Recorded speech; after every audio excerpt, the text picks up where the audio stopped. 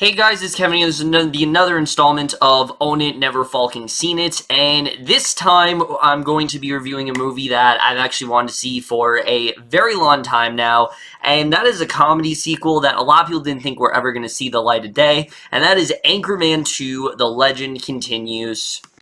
And what Anchorman 2, The Legend Continues is essentially about is basically we start off and, Ron is at the height of his career pretty much. Him and, Veronica, they're now together. Everything's really going great for them. But things really do take a turn once Ron is actually told that he's being fired because the network wants more female-driven type programming. So we cut to like 6 years later, and Ron is really not doing very well at all. And basically, he tries to get the band back together to hopefully try to reclaim his job and also tries to adjust to the significant shift in culture, but also sex and things like that. And that's really all I'm going to say. Now, before I do get to my review of Anchorman 2, I actually do have a guest with me for this review, and that, of course, is someone that you guys have seen before. That is FilmFan0599, so double nine, take it away. Hey, what's up, you guys? FilmFan0599 here again, and thank you to my good buddy Kevin Falk for having me on for his review of Anchorman 2, The Legend Continues. So, what did I think of Anchorman 2, The Legend Continues? This was a sequel I was looking forward to. I will admit, I didn't wait as long as most people did because I only saw the movie, actually, when the sequel was coming out. And, in 2013, that's when I saw it for the first time. I think someone, recommended me, hey, you should watch Anchorman, The Legend of Ron Burgundy. I was like, okay. And it ended up becoming one of my favorite movies of all time. I watched it constantly when I did watch it for the first time. So when I found out a sequel was coming out that year, I was like, alright, let's do this. I can't wait. And I was really excited to see what they could do with it, but I was also somewhat nervous at the same time, too, because I know how comedy sequels can be.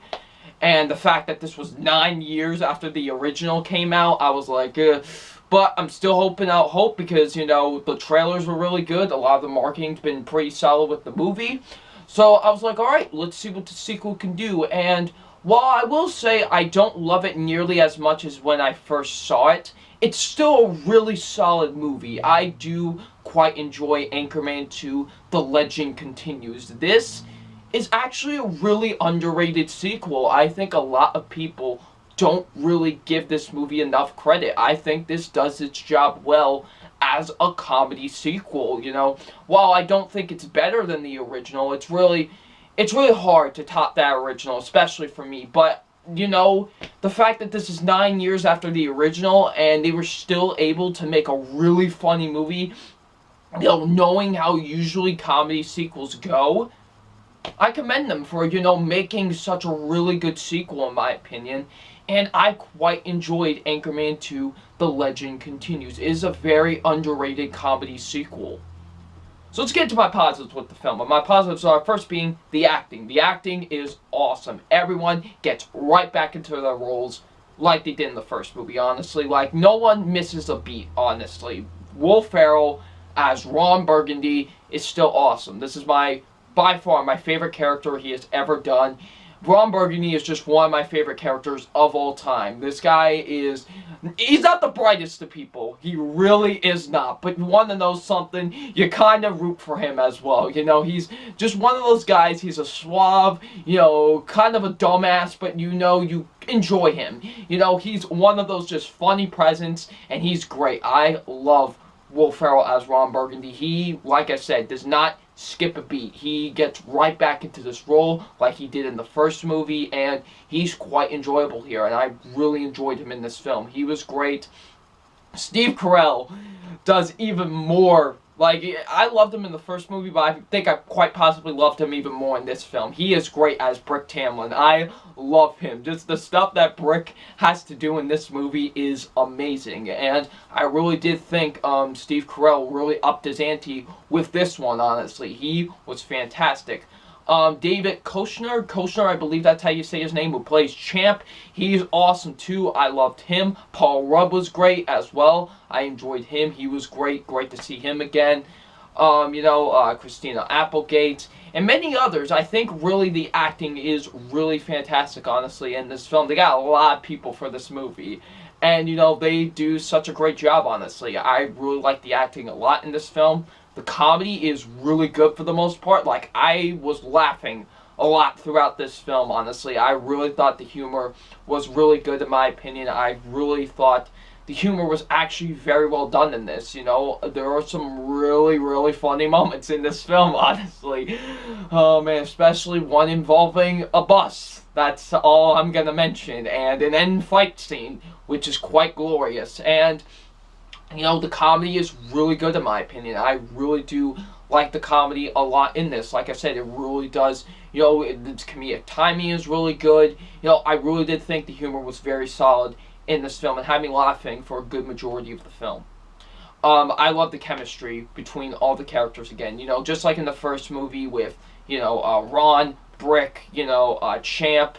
It's great. Like, I love, all the chemistry, honestly, in this film with all the characters. They are great. Like I said, they don't skip a beat, honestly. They get right back into the role and, the prospective roles and stuff like that. And it's very good, in my opinion. I really still like their chemistry a lot in this film, and you really can still feel that chemistry between all the characters in the film. The writing is really good too. I really like the writing in this film. Very well written, in my opinion. A lot of the jokes do really hit, like I said before. The directing is really good too. I believe Adam McKay did come back to direct the sequel, which is good. Adam McKay did such a fantastic job with the original Anchorman, so it was great to see him come back to do the sequel, and he does a really fantastic job directing this film. It is very well shot, very well edited. Cinematography is actually really good with this movie too. So yeah, I did, like the directing quite a lot with this film. I also like the atmosphere a lot too. This is set in the 80s, not like, the first movie, which was set in the 70s. I actually like that this movie was set in the 80s, and I really like the atmosphere that they do set for the 80s and stuff like that in this film, and I quite liked it a lot, honestly. Especially with, like, the suits and the costume design and stuff like that. It was actually really cool, in my opinion, how they got that aesthetic down of the 80s. And lastly, the movie does move at a good pace for the most part. Honestly, the movie's an hour and 58 minutes. And I do think for the most part it does, do its job well with its pacing and really make you invested into a good majority of the film, in my opinion. Now, there are some negatives I do have with Anchorman 2. And my negatives are, first being, I do think some of the jokes do not hit at times. There are some points where kind of the jokes, it's like, especially this one running joke, especially this one running joke in particular, just kind of drags on. I'm just like, you can, like, it was fine the first time, but you can, like, cut it down now, you know what I mean? Like, it's kind of, But, like, there are some times where, some of the jokes don't really hit, but like I said, for the most part, they really do hit a lot, but there are some points where the jokes I didn't really feel like hit all that well. There is some unnecessary stuff. I feel like the movie does kind of drag a bit with some unnecessary storylines. The movie, like I said, is an hour and 58 minutes. It's almost 2 hours, which I don't really think a comedy doesn't really necessarily need to be almost 2 hours, because a lot of filler does happen with a lot of comedies that are at that runtime. And, with the first movie, it was at a perfect runtime. Got its story, needed to get what it needed to get done in the film, and that's why I liked, it was at a good natural pace, in my opinion, a nice good runtime. But I feel like they do drag some things in this film, and kind of some stuff that didn't really need to be in there. I was feeling like it was kind of dragging a bit.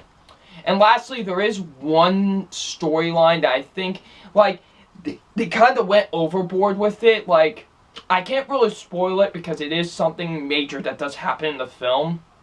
While it did offer up some funny moments and, some good heartfelt moments too, I just felt like, the way that they did it and the way that it was handled, I thought it could have been better. I thought it could have been something else, honestly. I felt like the thing that they went with in the film was just kind of like, that's kind of like overreaching it, if you know what I mean. So, yeah. So overall, Anchorman 2 The Legend Continues, while I did say is not better than the original, that's not necessarily a bad thing, because I still really enjoyed this movie a lot. And I honestly could see why someone could say that this was better than the original, because this has some really good things going for it. And like I said, it's a very underrated comedy sequel. I think a lot of people really overlook it, honestly. It's really good in my opinion. I quite enjoyed this film a lot. So it's time for my official grade on Anchorman 2, The Legend Continues. And my official grade on Anchorman 2, The Legend Continues is a B+. Really solid comedy sequel. I quite enjoyed this film a lot. You know, it does have some really good, you know, comedic moments and stuff like that. Like, everyone gets back into their roles immediately. It's really good. I quite enjoyed this movie a lot. I have so much fun with it. It is such a blast to watch, and it's overall a really good comedy sequel that I think a lot of people really overlook. So, what did you guys think of Anchorman 2 The Legend Continues? Leave in the comment section below. And thank you once again to Mr. Kevin Falk for having me on here for his review of Anchorman 2 The Legend Continues. And we'll see you out later. Peace. Thank you, Double Nine, and now it's time for my portion of the Anchorman 2 review. So, Anchorman 2 in general, I was definitely very interested in this movie. I actually wasn't planning on reviewing this one at first, but I was with a bunch of friends on Skype, and one of us hadn't actually seen the movie, and I hadn't seen it either, so I figured I might as well watch it. You know, I pretty much have this Blu-ray since I bought it, which that's basically the main thing I'm trying to do in our Falking scene, is to finally get myself to get off my lazy ass and watch this movie. And I'm someone who is obviously a huge fan of the first Anchorman. I think it is just such a hilarious, but also very smart comedy. It's definitely, I think, Will Ferrell's best performance comedy-wise. I mean, that's just a film where I think you can watch it over and over again. You'll pick up on new jokes every single time. So, Anchorman 2 was a film that I never really needed, but I always was very interested in, and after watching it, I have to say, while Anchorman 2 isn't nearly as good as the first one, this is definitely a much better comedy sequel than the majority that we do end up getting, that actually is very well done, still is very funny, and we're just getting into it right now, starting off with the cast. And when it comes to Anchorman, I think that is definitely one of the best things about this film. Everyone was so well casted in the first movie, and I think that is still the same for the second one. Will Ferrell as Ron Burgundy is still fantastic here. He got right back into the role. This film actually does kind of humanize Ron Burgundy a bit, because he is at a lower point in this film. He's trying to make himself relevant again, but he also is dealing with a lot of things, you know, family life and things like that, and I really actually did like getting into that. I thought, you know, he was still laugh out loud hilarious. That's definitely still there, but I did think there was a little bit more nuance to his character that I actually really did enjoy, and I think Ferrell did a very good job with that balance overall. I think Ron Burgundy is such a fun character. He's someone who, yes, he is very selfish, and yes, he is very overconfident, but you can't help but love him for that, and he actually does undergo kind of a pretty big transformation in this film, and I honestly really did enjoy it, and I think, once again, he did a great job here. However, easily the standout of this movie is Steve Carell as Brick, who, yes, in the first film, I think he definitely had a lot of standout scenes, but this film gives him even more to do. I think this is the perfect example of just a really great recurring character, someone who's so dumb and ridiculous, and he actually does have his own thing going on in this movie involving Kristen Wiig's character. It honestly is kind of sweet. Brick is someone who, like I said, he definitely is not someone that you would look at as a very good, you know, a very good romantic partner, but it actually is quite sweet what they do with him. I think Carell stepped it up even more in this movie. He easily has some of the funniest lines in the entire film, and I honestly could have just watched a whole film of just these two together. That really is how great he was here. And then everyone else here I thought also did a really good job. David Koechner and Paul Rudd, you know, they're there in this movie. They do what they need to do, and all four of them still work very well together. They all have very good chemistry. I think everyone, like I said, really did get back into their roles. Christina Applegate, once again, is very good here. Veronica is a little bit more, tough in this movie. Not that she wasn't in the first one. That was one of the biggest things of her character, is that she was so headstrong and she wasn't just this weak lady that was going to let Ron walk all over her. But here, even more so, because the two have divorced, and you can see that they're kind of going through a rough patch, and I thought she definitely did a really good job. James Marsden was really good here. Meagan good. I really like Kristen Wiig. Like I said, I really love this character. This is the love interest for Brick, and I think she did a really great job. I think really everyone did a very good job here. In terms of casting, this film definitely has it down for sure.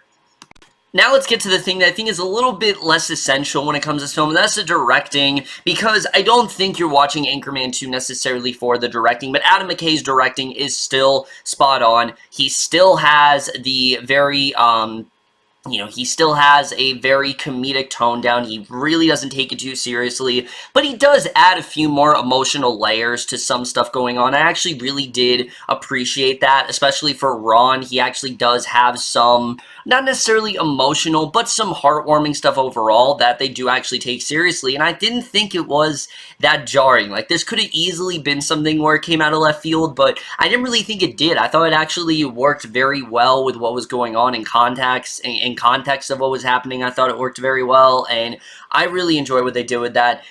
However, now we get to what easily my biggest problem with this movie is, and that's the writing, because the first film was relatively simple. You had Ron Burgundy, he was on the news or whatever. He had Veronica, who had to be, his partner, and he didn't like that, and you saw how the two, they first were having angry sex, but clearly something blossomed, and there really wasn't much more to it than that. Anchorman 2, that's not really the case. Anchorman 2 is a much more packed film. It's a lot more eventful, and I do think the writing does falter a bit in that regard. The main story, I actually really do love. I like the idea that Ron is kind of fading out of irrelevance, and people don't really want to support him anymore. They want to see more women newscasters and women running things. I think that honestly is a very interesting sort of conflict for him to go through, and I do think that is very good in this film. The film actually does have a lot of really good social commentary about the ever-changing world of broadcasting news at the time, because in the